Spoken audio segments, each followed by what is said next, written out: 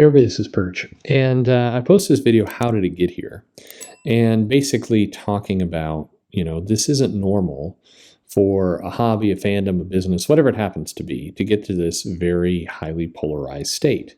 This is happening in more places than just comics, but it is notable that comics is getting to that place faster. Now, maybe this is a preview of what's happening everywhere with sports and with movies and with books. I mean, with everything. Maybe this is where it's all going, and in which case, let me off this merry-go-round because it sucks. But comics is there's very little middle ground, and to kind of prove it, this channel and there's other channels that try and take a middle ground. Like, we're constantly being lectured at.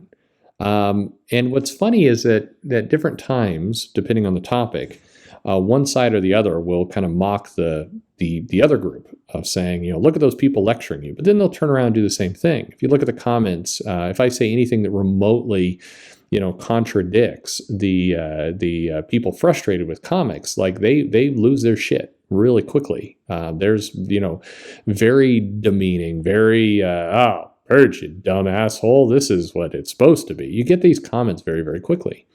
And the same thing in reverse. If you talk about kind of the X-Men history, I always love it when people come in to kind of educate me about, what's gone on in the X-Men comics. I still maintain you can put me up against a lot of people. I'd win most of those trivia contests. Once upon a time, Tom Brevoort used to do the trivia challenge. I will take that challenge at a con. I'd have a good showing. Would I win? I don't know, but I would do well. I'll put it that way. Regardless, I mean, unless you're asking me to pronounce creators' names, in which case I would suck at that. But it is this. It's this very, very highly polarized state. And so there are some good comments that came off that, and people giving their opinions and asking for things. There's two that I'll draw attention to, and I'll just wade into it. And again, I don't care. It's at some point I disconnected, honestly, from kind of paying too much attention to the likes, dislikes, all that kind of other stuff. It is amusing to me when somebody writes me saying that they're going to, subscribe just to dislike. I mean, you go for it, man. I don't know what you're doing. I don't understand it. The part that is bothering me about that is I don't understand your behavior. It's not downvoting a video. I just don't get why you would waste that time. That's the weird part to me. That's the part that is haunting me, honestly. I'll do a video talking about, hey, get out there. I think you should make that comic. You should go do it. And it will get, like, I did that video a while ago, and or a couple days ago, and it got more downvotes than most of the other videos. People didn't like to be told you can do it. So maybe I need to do the video saying you can't do it. Hey, listen, person reading this, you suck. You're not very talented. You're lazy. You're not going to be able to do this comic. So just don't try. I don't know what people are looking for, and you drive yourself crazy trying to figure that out. But I like this response. So here's one. And I think this is one of those, truth is, fair is fair. And I'm just going to point out this as an observation. The person says, hey, this is what, they noticed, he noticed. I think it's a he, based on the name and the wording. The massive risk between creators and customers. Around 2015 or so, a number of YouTubers, this from Ronan Seta, started reviewing comics that they were buying and stating their grievances with the product. As a result, creators started to retaliate by posting insulting content, much to the detriment of the story within the books that would cause those very readers to post even more review videos.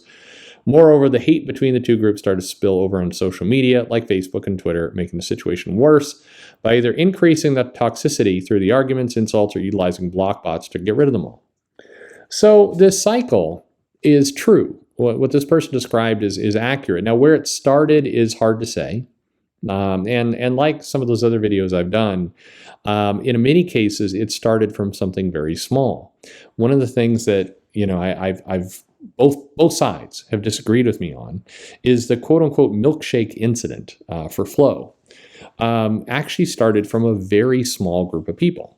Meaning, when I say started, I should say the people who complained about this, the people who posted the pictures. So what happened is, some Marvel people went out, they got milkshakes, and they posted this up for Flo, who was a staffer at Marvel. And then some people posted things kind of along the lines. There's two kind of categories of responses. One was, hey, look at these chicks. Yeah. I mean, kind of just pervy kind of statements. And then the other half are like, hey, stop drinking milkshakes and get back to work. Don't you have comics to do? Your comics suck. That was kind of I'm paraphrasing, but that was kind of the two camps. One was like, hey, look at those chicks. And the other was like, get back to work. It's kind of those two groups. But those groups were small. And when I say small, I'm talking, relatively. Neither of those groups, or both groups combined, would not have been enough people to say, keep a comic afloat. I'm talking purely from what was posted. I have actually done the work, and you kind of can too, although a lot of accounts have been deleted at this point. But you can go back and you can actually count up the amount of people who weighed in on that flow controversy, and it was small. You don't get into triple digits for what it's worth. Now, somebody posting a jackass comment or being really rude and offensive, whether it's one person or it's 500 people, it doesn't make the one person who posted an asshole statement okay. But it is, perspective matters here, because one person saying, hey, shut up, versus 500 people saying shut up, or 5,000, or 500,000, the scale does matter. And if you react the same way in each case, you're going to look like a lunatic when you're reacting to, say, 5 people. And that's kind of how it came across. Now, I know I've had this conversation with creators, and they angrily disagree. I've been blocked because of it. Or when I've said it in person, I get kind of stony-faced, very angry expressions. And this is one of those things that I'd love to talk to somebody about on an interview at some point who has a different opinion and have a good debate about it. But this is one of those cases where, in hindsight, the correct response would have been ignore, mute, maybe block. Sure, you'd be blocking like very few people. That's the thing.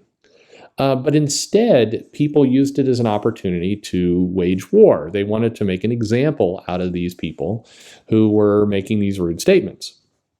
And the challenge is that set off this chain reaction this Ronan Seta talked about. Now, it's worth noting there was fighting going on before this. Absolutely. I'm picking a point in time. But this was, in every single one of these moments, these escalation moments, there was the opportunity for one side or the other to just kind of chill out a little bit.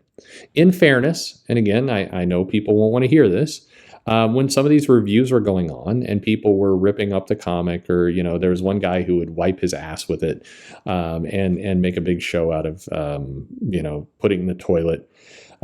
Don't put your comic books in the toilets, by the way. You're gonna ruin your toilet and your plumbing. I'm just saying. I know the paper's cheap, but it's not that cheap. You shouldn't do that. But when you're making these kinds of shows, then you are providing content that's, I'm sure, entertaining to people on YouTube. It's more dramatic. It's very, it's something that you'll remember. However, it also it feels like you've escalated. It feels like you've raised the stakes to some extent. And it takes a very strong person, when stakes are raised, to look at that and go, you know what, I'm not going to take the bait. I'm going to just not involve myself. Now, if you're able to do that, if you're able to have the self-confidence and the maturity to just go, you know what, I'm not going to engage, then typically you do better off. You get a couple people go like, you pussy, you coward, you can't even defend yourself. You see people say that, but those people tend to look like losers very quickly. Maybe not to themselves, they kind of yuck it up, but they don't come off well in that scenario. They just look like dummies. But nobody wants to be called a pussy. So, you get in there and you start brawling, and that leads us kind of to you taking an action that's maybe a little harsher than is necessary. And then that feels like an attack to the other side. And then you get this cycle that continues. And then, block bots and other things. I definitely do say, and this is probably where I know, again, I've irritated some people within the comic industry. I think no matter how much somebody is crapping on you, whether it's fair, unfair, or whether they're being a dick about it or not, and look, I know everybody wants to portray their side as being, pure as a driven snow and saintly, but many people have done dick moves in this whole thing. The reality is, though, that when you start writing in these events into your comic book, you take it out of your little online argument and you start actually, putting, printing out characters to air your grievances using a superhero or somebody else's IP. Superman. So it's one thing if you go make a little indie comic to punk on all your enemies. You can certainly do that. But when you start turning Captain America or Superman or Batman into your mouthpiece for your online social media grievance, then somebody, an editor, a company, I don't know, someone needs to step in and go, hey, no, this isn't yours. This isn't your Batman. This isn't your Captain America. Don't do this. You're now interfering with something that's not yours. You're taking somebody else's IP, the company's, and you're abusing it. And I do think that is flat wrong. When we talk about the grand scale of one side or the other side, I think you can fight as much as you want. And frankly, a lot of the fans do act like, frankly, pussies themselves by being unable to take any heat the other side. It is amazing how tough people are when they're the one throwing the punches, but as soon as a punch comes in their direction, they're suddenly unable to take it on any level. But that's where the fight, if there has to be a fight, and it's stupid that there is one, but the fight should stay there. It should stay between the people. It should not work its way actually into the comics. I think that's bullshit. I always have. And so I know this maybe puts me more on one side or the other, but my side is comics, not the angry fans, not the angry creators. The side I choose to align myself on is comics. It's not in the middle, it's comics. And if you start mucking about with comics, I get angry. I get really annoyed when you start bringing these characters who really do not want any part of your stupid war, into things. And you start making Superman talk like it's your Twitter feed. You start, having Captain America air your grievances to some person because you think it's funny that the guy in the Captain America costume is mouthing off your insults. I think this is beyond wrong, and that's where I stand with it. So I do think that escalated stuff. So it's an interesting observation, though. But they go on. There's some other things about manga. I mean, manga. Again, if you've lived in Japan, you have friends in Japan, you deal with Japan. There are a lot of misconceptions about manga. We tend to right now, because it's in the middle of this cultural argument, we tend to view it's like manga's perfect. They don't do any of this kind of stuff. Well, not really. That's not entirely true.